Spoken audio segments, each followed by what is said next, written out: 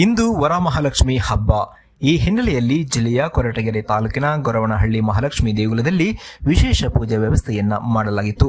ಬೆಳಗ್ಗೆಯಿಂದಲೂ ಶಾಂತಿ ಹೋಮ ಸೇರಿದಂತೆ ಪಂಚಾಮೃತ ಅಭಿಷೇಕವನ್ನ ನೆರವೇರಿಸಲಾಯಿತು. ಹಬ್ಬದ ಹಿನ್ನೆಲೆಯಲ್ಲಿ ಸಾವಿರಾರು ಭಕ್ತರು ಇಂದು ವರಮಹಾಲಕ್ಷ್ಮಿ ದೇಗುಲಕ್ಕೆ ಭೇಟಿ ನೀಡಿ ದರ್ಶನ ಪಡೆದರು.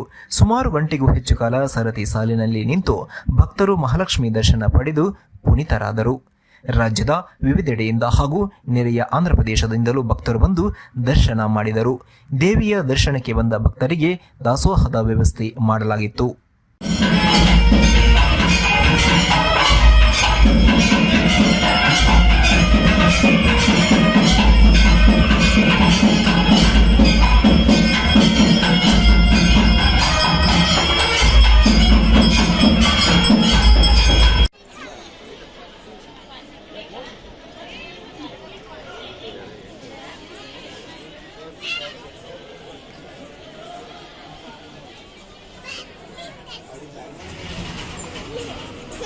ಬೆಳ್ಳಿ ಅಂಗಡಿಗೆ, ಗಾಡಿಗೆ, ಮನೆಗೆ ಉದ್ಯೋಗ ಅಧಿಕಾರ ಕೊಡ್ತಾರೆ ಊರುಗಳು ನೋಡಿ.